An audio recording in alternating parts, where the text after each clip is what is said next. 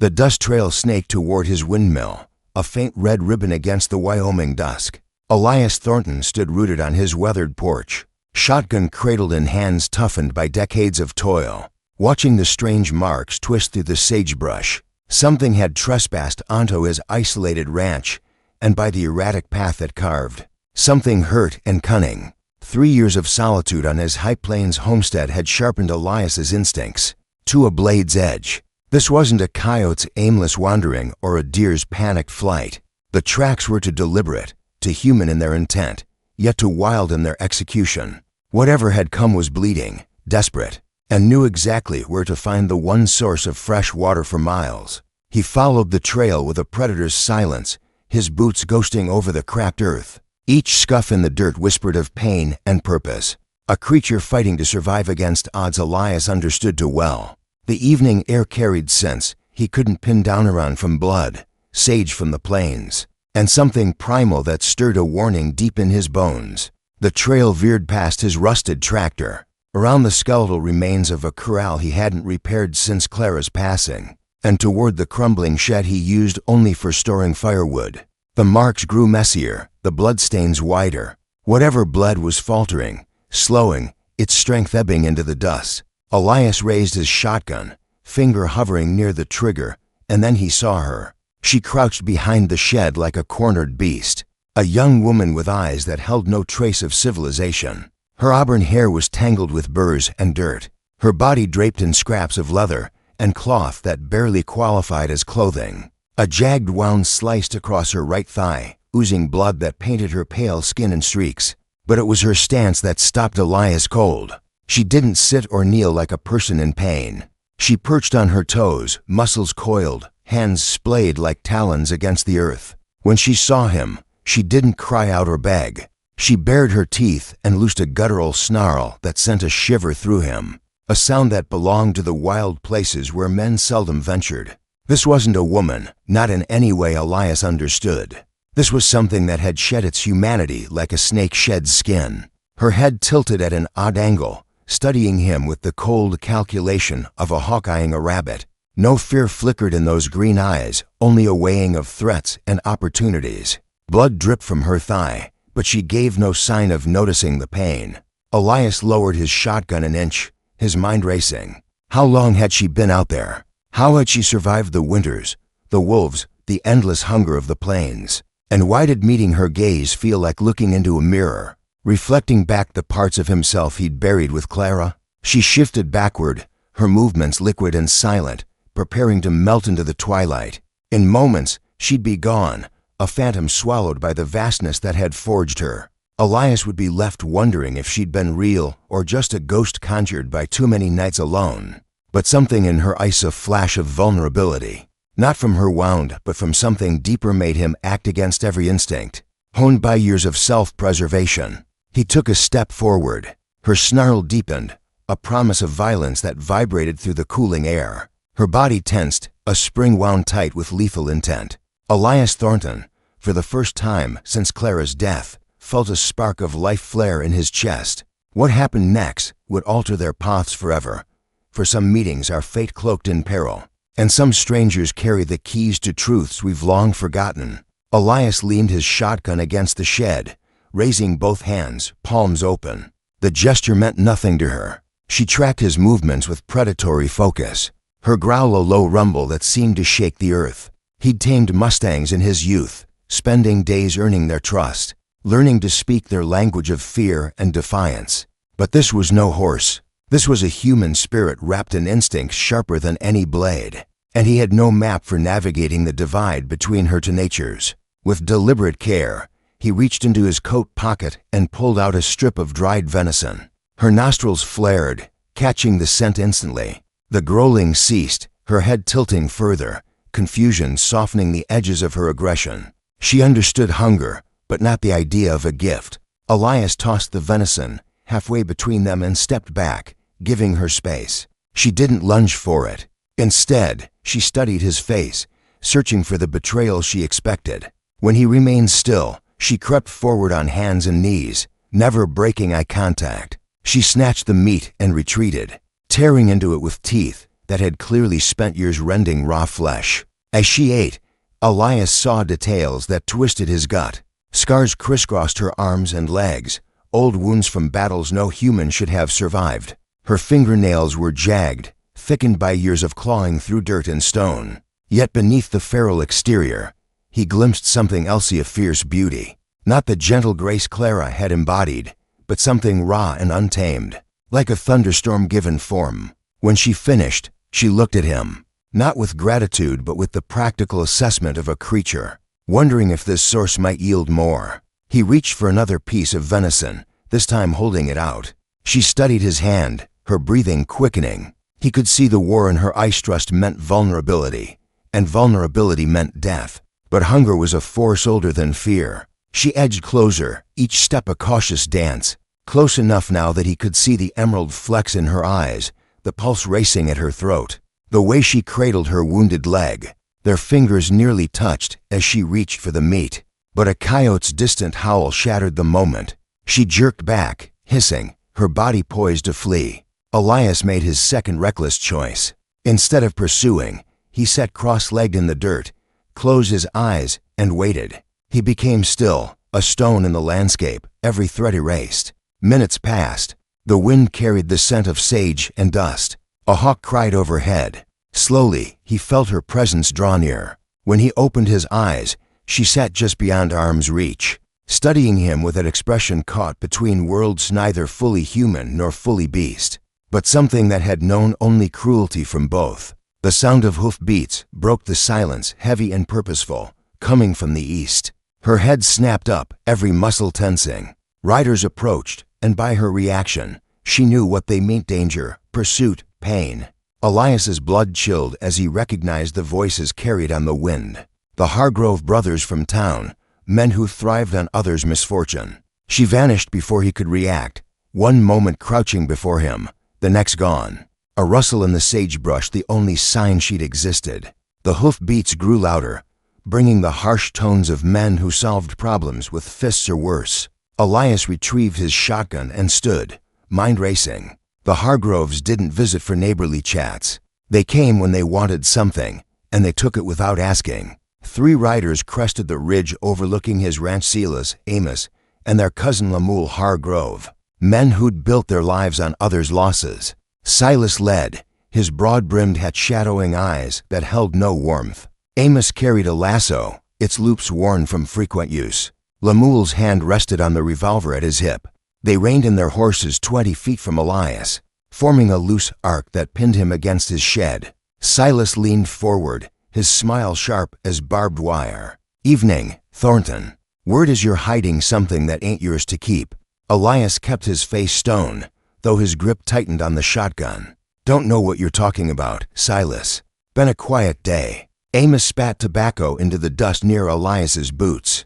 "That's so. Old man Carver at the feed store swears he saw strange tracks this morning. Not deer, not wolf, but something queer, leading right to your land." Lemuel's horse snorted, sensing the tension its rider was too dull to notice.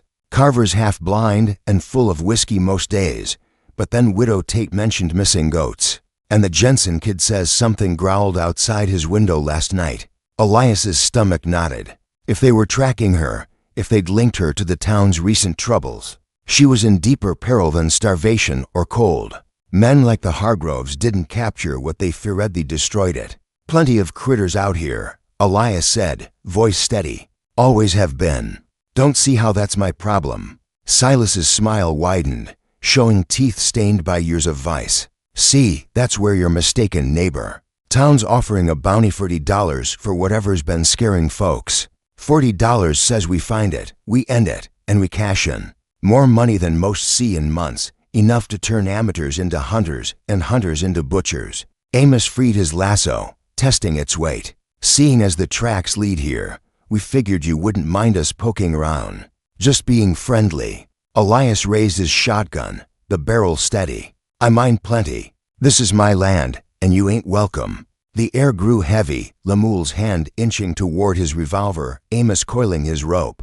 But Silas was the real threat, his eyes cold and calculating, measuring distances and odds. "That's mighty unfriendly, Thornton," he said, voice low. Makes a man wonder what you're protecting. What kind of secrets a lonesome widower might keep out here. The words hit like a fist. They weren't just hunting an animal, they were hunting something they believed was human. Something they could blame for their fears and profit from destroying. And they were implying Elias was shielding it for reasons that would ruin him in town. A faint creak came from the shed's roof. Barely audible, but enough to draw Silas's gaze. His smile turned predatory. Sounds like we won't need to look far. Elias stepped between Silas and the shed, shotgun aimed at the man's chest. You're not looking anywhere. Get off my land. But even as he spoke, he heard another sound from the shed, her, trapped, knowing she was cornered. Would she fight or trust him to handle this? Either choice could end in blood. Silas took a step closer, and Elias's finger found the trigger. One shot before the others drew. One chance to decide if he'd die defending a stranger or live knowing he'd betrayed her. The standoff stretched, taut as a bowstring. Silas's hand hovered near his gun, Amos and Lemuel flanking wider. Using tactics Elias recognized from his days dodging rustlers. Another creak from the shed. Silas's grin grew sharper. You know, Thornton, interfering with a bounty hunt ain't just unfriendly, it's illegal. Folks in town are scared to let their kids play. Makes people question what kind of man you are. The accusation hung heavy. In a town like Sage Hollow, reputation was everything. And Silas had just threatened to torch Elias's. A widower shielding something dangerous would become more than an outcast, become prey. But staring into Silas's empty eyes, Elias realized he didn't care. He hadn't cared about much since Clara Deed's sit-along glances in town, the hushed gossip, the pity from folks who once called him friend. None of it mattered. What mattered was the memory of those green eyes, unjudging, belonging to someone who knew survival without compromise, who'd reach for the food he offered despite a lifetime of betrayal. Lemuel, Silas called, eyes locked on Elias. Check the back. Amos, look inside that shed again. Our prize is near, and I'm done playing. This was the moment where Elias chose between safety and honor, between protecting himself and protecting someone who couldn't, between the man he'd been and the man he might still become. If you were Elias, what would you do? Fire a warning shot, risking a fight that could leave you dead and her defenseless, or lower your weapon and pray 3 armed men show mercy to something they fear? Tell me in the comments. He need to know where you stand. Because what Elias did next would decide if he lived a coward or died a man worth remembering. She's not a beast, Elias said, voice low, shotgun still trained on Silas. She's a person, scared, hurt, but human. The words landed like a challenge, rippling through the tense air. Silas's expression shifted from smug to dangerous, confirming his darkest suspicions. Amos stepped closer, lasso ready. You're hiding a woman out here? What kind of woman runs wild and steals livestock? The kind who survived things that'd break you in days, Elias shot back. The kind who deserves a chance to be more than what the world made her. Lemuel had reached the shed's rear, testing the loose boards. Time was slipping away, and she was trapped between men who saw her as a monster or worse. Silas drew his revolver in a fluid motion. Lower your gun, Thornton, or I'll assume you're as dangerous as what you're hiding. 3 against 1, a woman in the shed who might bolt or fight. Her unpredictability a spark in dry grass. The smart move was surrender, the safe move compromise. But Elias thought of Clara's last words, whispered through fever, urging him to find something worth living for, something to pull him back from the void. He'd found it, and he'd be damned if the Hargroves took it for $40. No, Elias said, the word iron. The gunfight that followed would echo in Sage Hollow for years. But what happened in the seconds before the first shot changed everything Elias thought he knew about the woman in his shed. Some are born wild, some made wild by fate, but a rare few choose wildness. Deciding survival isn't enough, that some things are worth fighting for, even when the odds promise only death. The first shot came from Lemuel at the shed's rear, not at Elias, but into the sky. A warning that shattered the dusk. Everything after unfolded in heartbeats. Silas's revolver cleared its holster as Elias's shotgun roared, the slug catching Silas in the arm, spinning him back, his gun skittering into the dirt. Amos raised his revolver, but before he could fire, she erupted from the shed, not through the door, but through the roof, bursting through rotted wood in a shower of splinters, landing in a crouch that defied the fall's height. Amos turned toward her, gun swinging, but she was already moving no away, but toward him. Her scream was no human cry, but the raw fury of a cornered predator, a sound that froze the blood. Amos fired, the shot wild, grazing the shed. She hit him like a storm, tackling him to the ground. His horse reared, screaming, as she clamped onto his wrist with teeth honed by years of survival. The gun flew, landing in the dry creek bed beyond the shed. Lemuel rounded the shed, face ashen. Whatever he'd expected replaced by terror at a woman moving like death itself. Elias swung his shotgun toward Lemuel, but the man was already retreating, his weapon forgotten in his panic. "What in God's name is that?" he shouted, stumbling back. Silas struggled to his feet, clutching his wounded arm, blood soaking his sleeve.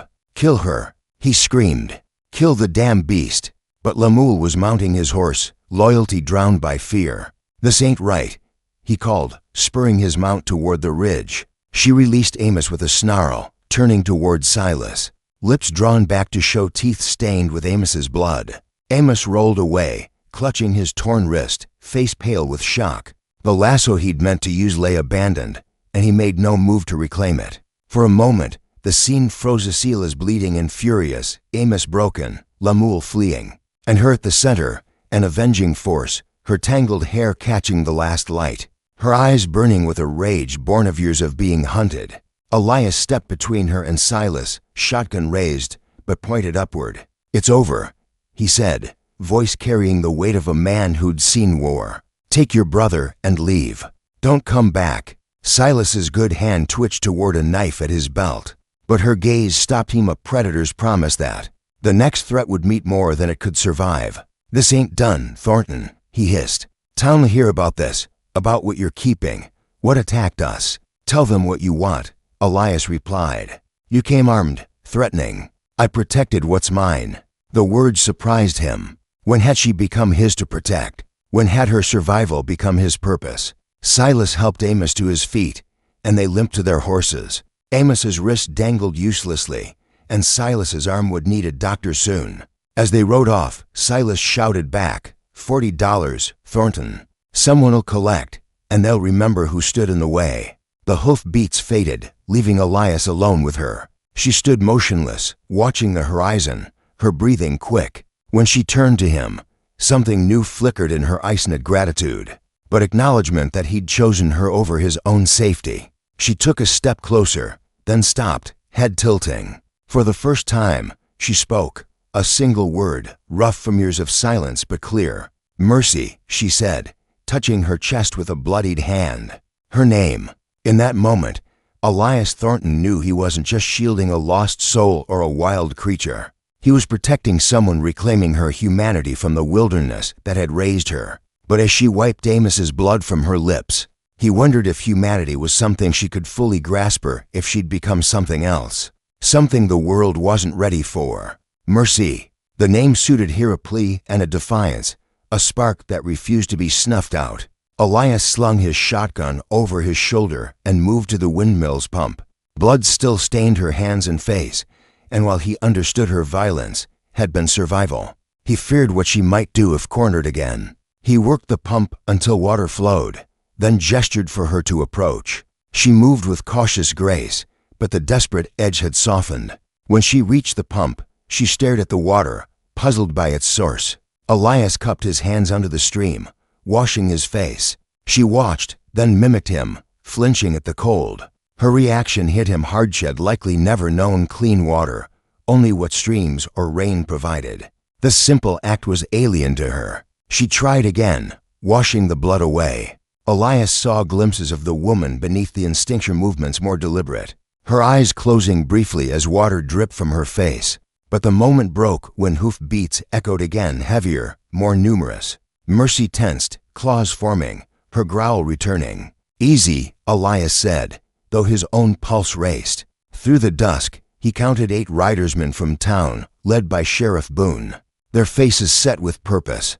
The Hargroves had spread their tale, and Sage Hollow had come for answers. The riders crested the ridge, their silhouettes stark against the Wyoming dusk. Sheriff Amos Boone led them, his badge catching the last light, his face carved with grim resolve. 8 men followed Deputy Lyle, Mayor Vernon Pritchard, and 5 townsfolk Elias Thornton recognized from Sage Hollow's general store and church pews. He no longer visited. Their horses snorted, sensing the tension, as they formed a semicircle round Elias's ranch, cutting off escape routes with practiced precision. Mercy stood beside him, her body taut, green eyes darting between the men, calculating threats. Her low growl rumbled like distant thunder, a warning that these riders weren't just curious, they were hunting. Elias gripped his shotgun, positioning himself slightly ahead of Mercy.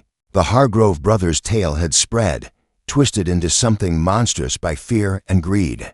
Sheriff Boone dismounted, his boots crunching on the dry earth, hand resting on his revolver but not drawing. A small mercy, but Elias knew Boone fair but unyielding. A man who saw the law as a fence no one could cross, not even for pity's sake. "Evening, Elias," Boone called, his voice heavy with official weight and a trace of regret. "Wish this was a social call, but the Hargroves came into town with a story that's got folks riled. Said you attacked them, that you're hiding something dangerous." Elias kept his stance steady, shotgun lowered but ready. "The Hargroves came armed, threatening my property. I defended what's mine."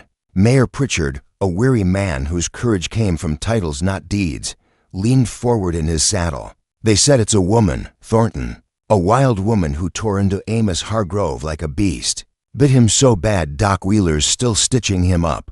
Behind Elias, Mercy's tension was a palpable heat. She understood enough to know these men were the same threat as the Hargroves, just cloaked in badges and righteousness. "Her name's Mercy," Elias said, voice low but firm. "She defended herself when 3 armed men cornered her like game. Ain't no crime in that."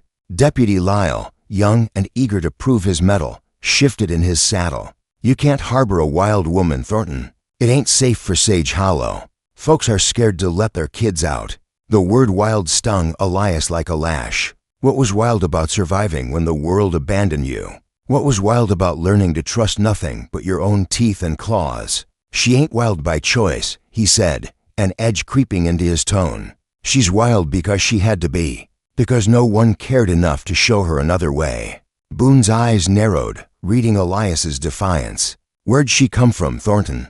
How long's she been here?" "Found her this morning," Elias replied, heart pounding but voice steady. "Wounded, starving, scared. Did what any decent man would offered: food, shelter. The Hargroves hunted her like an animal for bounty money." Pritchard puffed up, his voice taking on a pompous air. "Bounty money the town council approved. $40 for whatever's been killing livestock, scaring children." Elias felt Mercy tense further, her understanding deeper than he'd guessed.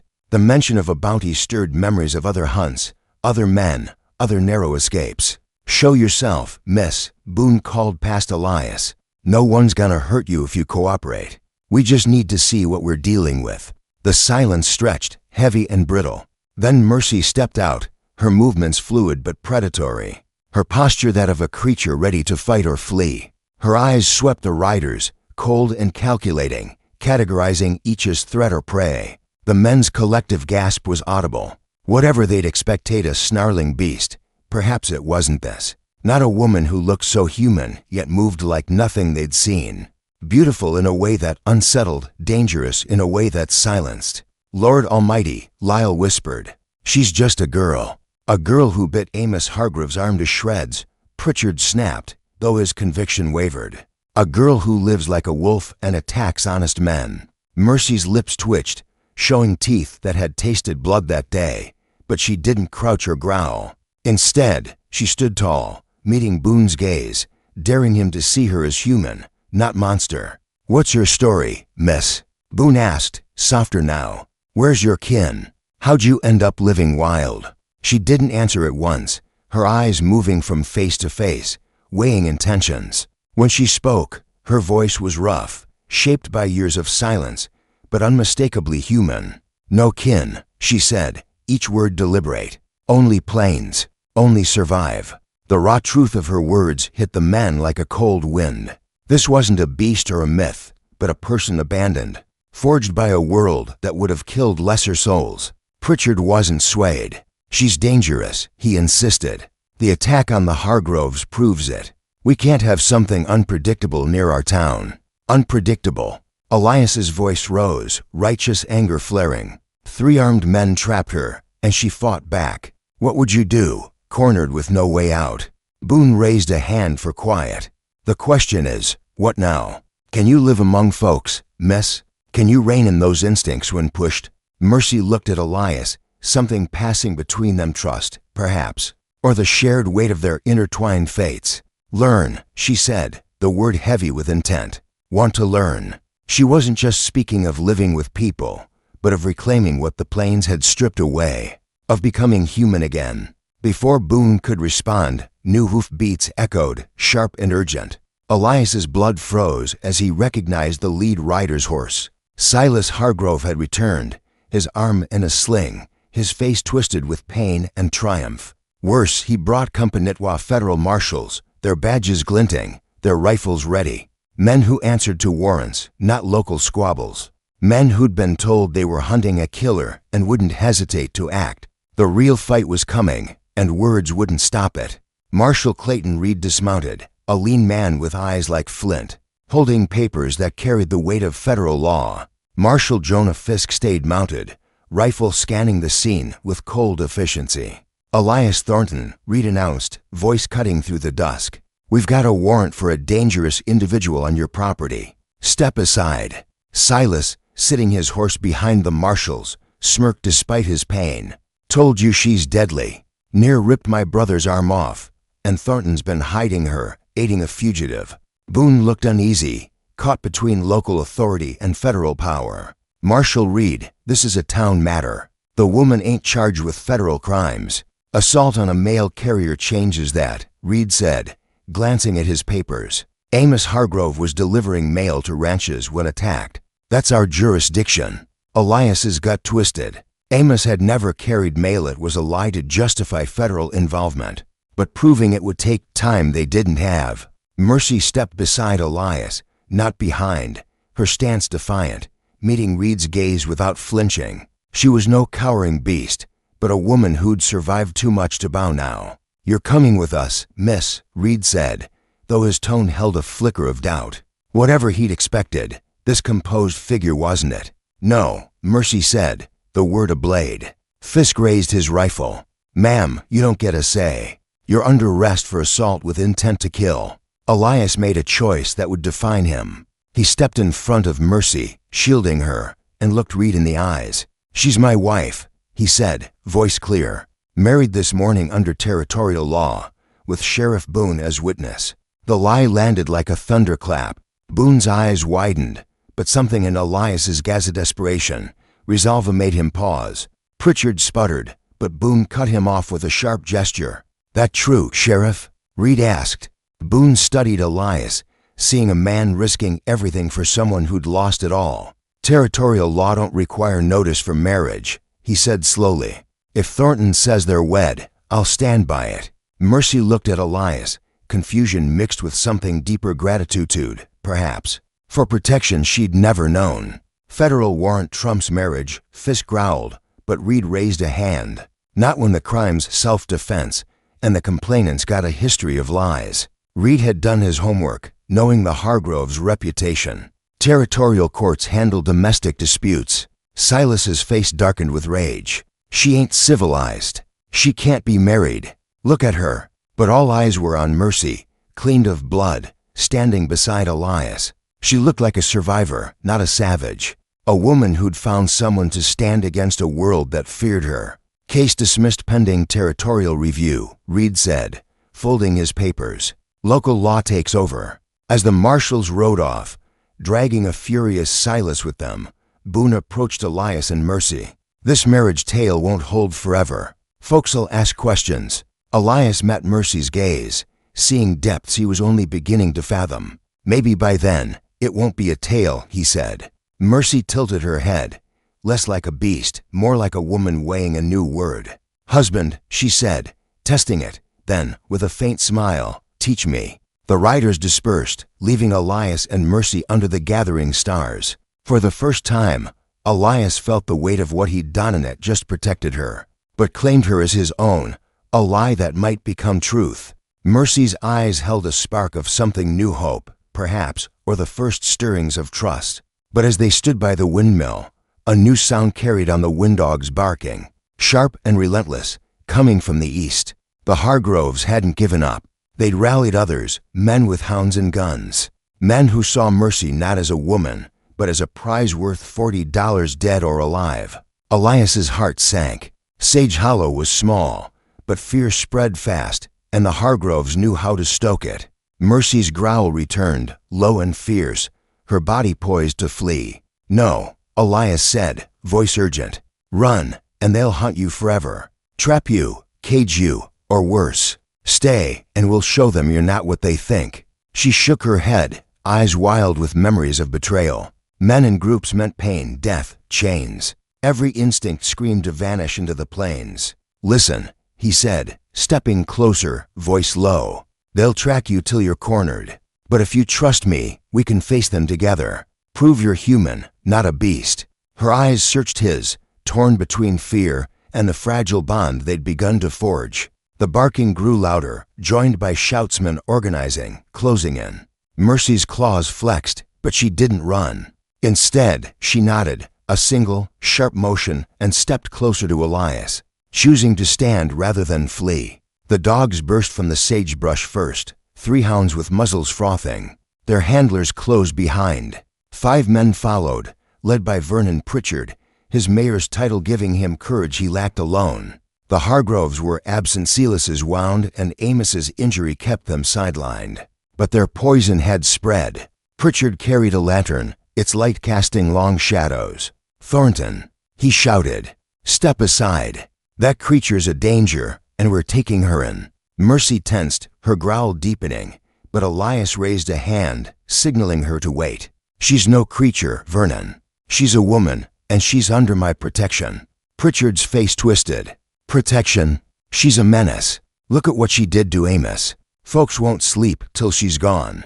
The men behind him, ranchers, shopkeepers, men Elias had known for years, murmured agreement, their fear outweighing reason. The hounds strained at their leashes, snarling at Mercy, who stared back, unflinching. Boone stepped forward, caught between duty and doubt. "Elias, the town's scared. We can't ignore what she did. Take her to town, let a judge decide." Elias shook his head. "A judge'll see a wild woman and lock her up, or worse. She deserves a chance to prove she can live among us." Pritchard scoffed. "Live among us? She's half beast. Look at her eyes." Mercy's gaze was indeed fierce, but Elias saw something else: pain, resolve, a spark of humanity fighting to surface. "She's learning," Elias said. "She's already spoken, chosen to stay. Give her time." The men hesitated, but Pritchard pressed forward, lantern raised. "Time? While she attacks more of us? We're taking her, Thornton, willing or not." The hounds lunged, one breaking free, charging Mercy. She didn't flee. Instead, she dropped to a crouch, meeting the dog's charge with a snarl that stopped it cold. The hound whimpered, retreating, and the men froze, unnerved by her raw power. "Enough!" Boone shouted, drawing his revolver but not aiming. "No one's taking anyone tonight. Thornton, you've got 1 week to prove she's not a threat. Bring her to town. Let folks see she can be civilized. Fail, and we'll come back with more than dogs." Elias nodded, knowing a week was both a gift and a trap. The men retreated, dragging their hounds, but Pritchard's parting words lingered. 1 week, Thornton. Then the bounty's ours." As the sounds faded, Elias turned to Mercy. Her eyes were wide, not with fear, but with something new: curiosity, perhaps, about a world that might not always hunt her. "We've got work to do," he said. She nodded, and for the first time, her growl softened into something almost like a word. Teach. Over the next days, Elias began the impossible task of teaching Mercy what it meant to be human. He showed her the house, its walls and roof a mystery to someone who'd known only open sky. She flinched at the creak of floorboards, puzzled by the stove's heat, but watched Elias with intense focus, mimicking his actions. He taught her to use a spoon, though she preferred her hands, and to drink from a cup. Her delight at clean water almost childlike. Each small victory, her first halting words, her first laugh at a sparrow's antics felt like a step toward something greater. But Mercy's past haunted her. At night, she woke snarling, clawing at shadows, her dreams filled with hunts and betrayals. Elias sat by her, speaking softly of his own loss, Clara's death, the ranch's slow decay building a bridge between their pain. She listened, her eyes softening, and began to share fragments of her own story. Words rough but vivid. "Wolves," she said, touching her chest, "raised me. Men hunt, always hunt." Elias's heart ached, imagining a child abandoned, surviving only because wolves saw her as kin. By the sixth day, Mercy could sit at the table, eat with a fork, and say simple sentences. "I want learn," she'd say, her voice stronger, her eyes brighter. But Sage Hollow wasn't ready to see her as human. Whispers reached Elias Dallas of missing chickens, strange tracks, all blamed on Mercy. The Hargroves, though sidelined, fueled the fear, their allies spreading lies about a monster in their midst. Elias knew the town's patience was thinning, and the seventh day loomed like a storm. On the morning of the deadline, Elias and Mercy prepared to face Sage Hollow. He gave her one of Clara's old dresses, its faded blue a stark contrast to her wild beauty. She wore it awkwardly, unused of fabric, but stood tall, her eyes fierce with determination. "You're not what they think," Elias told her. "Show them." Mercy nodded, touching his hand, a gesture so human it stole his breath. Together they rode to town, Mercy on Clara's old mare, her posture wary but resolute. Sage Hollow's main street was lined with townsfolk, their faces a mix of fear, curiosity, and hostility. Pritchard stood by the saloon, flanked by men with rifles. Boone waited at the town hall, his expression unreadable.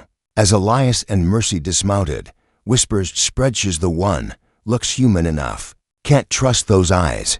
Mercy tensed, but Elias squeezed her arm. "Stay calm. You're stronger than they know." Boone stepped forward. "Thornton, you've had your week. Let's see if she's safe." Elias nodded, guiding Mercy forward. She walked with grace, her gaze steady, meeting each stare without flinching. "My name Mercy," she said, voice rough but clear. "I learn. I stay." The crowd murmured, some softening, others unconvinced. Pritchard scoffed. "Words don't change what she is. She's a danger, and we've got a bounty to claim." Before Elias could respond, a shout came from the crowd. "It's her. She stole my goats." A rancher, egged on by Pritchard's allies, raised a rifle. Mercy's instincts flared. She dropped to a crouch, growling, her eyes wild. The crowd gasped, stepping back, and rifles cocked. "No," Elias shouted, stepping between Mercy and the guns. "She's scared, not dangerous." "Prove it," Pritchard snapped, "or we end this now." Elias turned to Mercy, heart racing. "Mercy, stand up. Show them you're human." Her eyes met his, torn between fear and trust. Slowly, she rose, forcing her growl to still, her claws to unclench. "I human," she said, voice trembling but firm. "Want live." The crowd hesitated, some lowering their weapons, but Pritchard's voice cut through. "She's faking. She'll kill us all." He grabbed a rifle from a nearby man, aiming at Mercy. Time slowed. Elias saw the hatred in Pritchard's eyes, the fear in Mercy's, the indecision in Boone's. He had one chance to save her, to prove she was more than the town's fears. He dropped his shotgun, raised his hands, and spoke, voice carrying over the crowd. "Mercy's my wife. I'll stake my life on her. If she harms anyone, take me instead." The words silenced the street. Boone's eyes widened, Pritchard's aim faltered, and Mercy looked at Elias. Something new in her gaze, love, perhaps, or the beginning of it. Boone stepped forward, voice firm. "That's enough, Vernon. Thornton's vouching for her. She gets a chance." The crowd murmured, some nodding, others grumbling, but the rifles lowered. Pritchard spat, defeated. "This ain't over, Thornton." But for now, the town backed down, the tension breaking like a fever. As the crowd dispersed, Mercy touched Elias's arm, her voice soft. "Husband." Elias smiled, heart full. "Maybe someday. For now, let's go home." The ride back to Elias Thornton's ranch was quiet, the Wyoming night wrapping around them like a heavy quilt. Mercy sat tall on Clara's old mare, her borrowed dress catching the moonlight, her eyes scanning the horizon for threats that didn't come. Elias rode beside her, his shotgun slung across his back, his heart heavy with the weight of what he'd done. He'd called Mercy his wife in front of Sage Hollow, a lie born of desperation, but carrying a truth he was only beginning to understand. She'd trusted him, stood her ground, and proved to half the town she was more than a beast. But the other half-men like Vernon Pritchard and the Hargrove brothers, Alia still saw a monster. And $40 was a powerful lure. Back at the ranch, Elias lit a lantern, its glow casting soft shadows across the porch. Mercy dismounted with grace, but her movements were tense, her gaze darting to the darkness beyond the windmill. "They're not done," she said, her voice stronger now, shaped by days of practice, but still rough with the plains wildness. "Hunt again." Elias nodded, knowing she was right. Pritchard's defeat in town was temporary, a bruise to his pride that would fester into something uglier. "We'll be ready," he said. "You showed them today, Mercy. You're stronger than they know." She tilted her head, studying him, her green eyes catching the lantern's light. "Strong because you," she said, touching her chest. "Teach me." The words hit Elias like a warm wind, stirring something he hadn't felt since Clara. Hope, purpose, a reason to keep fighting. He gestured to the house. "Come inside. We've got more to learn." Mercy followed, her steps cautious but less wary, as if the walls were becoming less alien, the idea of a home less impossible. Over the next weeks, Elias and Mercy settled into a fragile rhythm. He taught her the small rituals of human life, how to mend clothes, though her stitches were uneven, how to cook simple meals, though she burned the first batch of cornbread, how to read, her fingers tracing letters with a child's wonder. Each lesson was a victory, each smile a bridge between their worlds. She taught him, too, how to listen to the plains whispers, to read tracks in the dust, to move silently under starlight.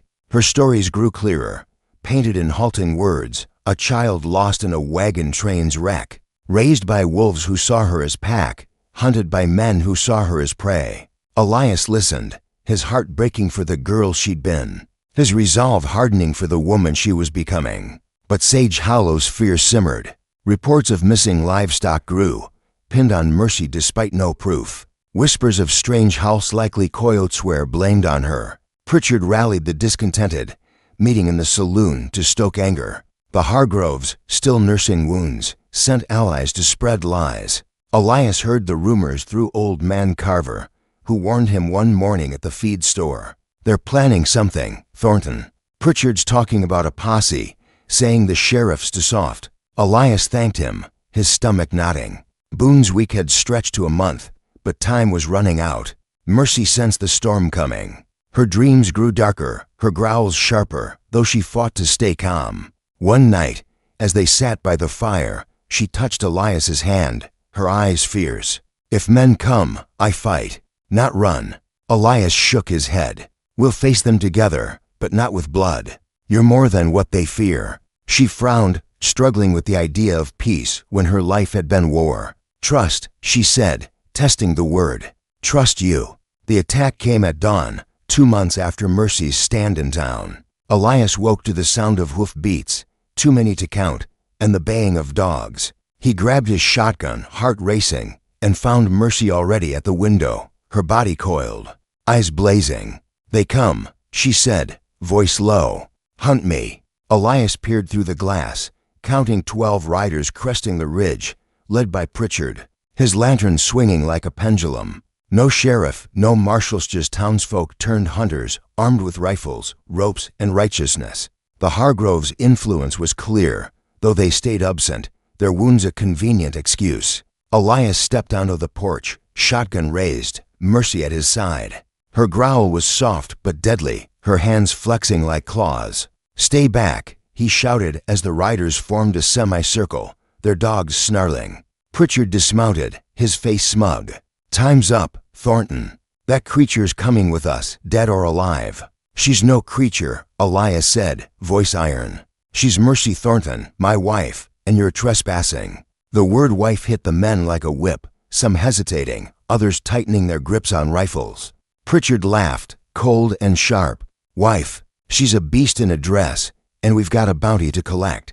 The town's done waiting." The dogs lunged, straining at their leashes, and Mercy's growl deepened, her body poised to strike. Elias raised his shotgun, aiming at Pritchard's chest. "One step closer, Vernon, and you'll regret it." The air crackled, men shifting, rifles cocking. Elias knew he couldn't take 12, not even with Mercy's ferocity. But surrender meant her death or worse, a cage. Mercy spoke, her voice cutting through the tension. "I human. Want live." The men froze, startled by her words, her clarity. Some lowered their rifles, doubt creeping in. Pritchard's face twisted. "Lies. She's playing you, just like she played Thornton." He raised his rifle, aiming at Mercy. Elias's finger found the trigger, but before he could fire, a new sound broke the dawn hoofbeats. Fast and heavy, from the west. Sheriff Boone rode in, flanked by Deputy Lyle and 3 ranchers who'd stayed neutral in the town's feud. His revolver was drawn, his face hard. "Drop your weapons, Vernon. This ain't a lawful posse, it's a mob." Pritchard hesitated, but his men wavered, caught between fear and authority. Boone dismounted, stepping between Elias and the riders. "Thornton's vouched for her. She's had no trouble since town. You're breaking the law, not upholding it." Pritchard's eyes narrowed. "The law don't protect monsters, Sheriff. She's a danger, and you know it." Boone turned to Mercy, his gaze steady. "Speak, miss. Tell them who you are." Mercy stepped forward, her dress fluttering, her eyes fierce but human. "I'm Mercy," she said, voice strong. "Was lost. Now found. Want learn. Live." Her words hung in the air, simple but powerful, a plea and a defiance. The men murmured, some nodding, others still wary, but the rifles stayed down. Elias seized the moment. "She's my wife," he said, no longer a lie but a vow. "I'll answer for her. If she harms anyone, take me." The crowd stilled, Boone's eyes softening with respect. Pritchard spat, defeated but unbowed. "You'll regret this, Thornton. Sage Hollow won't forget." He mounted his horse, signaling his men to follow, their dogs trailing behind. The posse dissolved, leaving dust and silence. Boone approached Elias and Mercy, his voice low. "You've bought time, Thornton, but folks'll watch her every move. Keep her close." Elias nodded, gratitude mixing with resolve. Mercy touched his arm, her eyes bright. "Home," she said, the word a promise. As they walked back to the house, Elias felt a shift. The lie of their marriage was becoming real, a bond forged in trust and shared battles. Months passed, and Sage Hollow's fear faded, replaced by cautious acceptance. Mercy became a familiar sight, helping Elias at the feed store, her speech clearer, her laughter brighter. She learned to read simple books, to bake bread without burning it, to greet neighbors without growling. The Hargroves left town, their influence broken, and Pritchard's complaints found fewer ears. Folks began to tell a new story that Mercy Thornton was just a girl lost in the wild, found by a man who saw her heart. Memory, like reputation, bent to fit the town's need for peace. But Elias knew the truth. He'd married a woman who'd forgotten humanity and remembered something greater: freedom. She taught him that life wasn't about hiding from danger, but about finding someone worth facing it with. Sometimes, at night, when the wind howled across the plains, neighbors heard sounds from the Thornton ranch, not growls, but laughter, wild and free, echoing a bond that no bounty could break. Mercy was no longer a creature of the plains, nor fully tamed by the town. She was something new, a woman who ran free beside a man who'd chosen to run with her. One evening, as they sat by the fire, Mercy took Elias's hand, her eyes soft. "Husband," she said, no longer a question but a truth.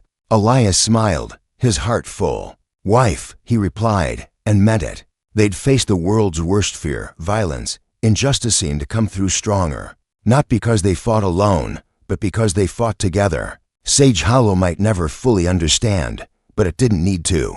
They had each other, and that was enough. Now, dear reader, I want to hear from you. What would you have done in Elias's place? Face down a mob for someone the world called a monster? Or stepped aside to save yourself? What does Mercy's story tell us about violence, about injustice, about the line between human and wild? Share your thoughts in the comments below, and let's start a conversation. Is violence ever justified to protect the innocent? Can a town's fear excuse its cruelty? Take a stand, tell us your view, and let's keep this story alive.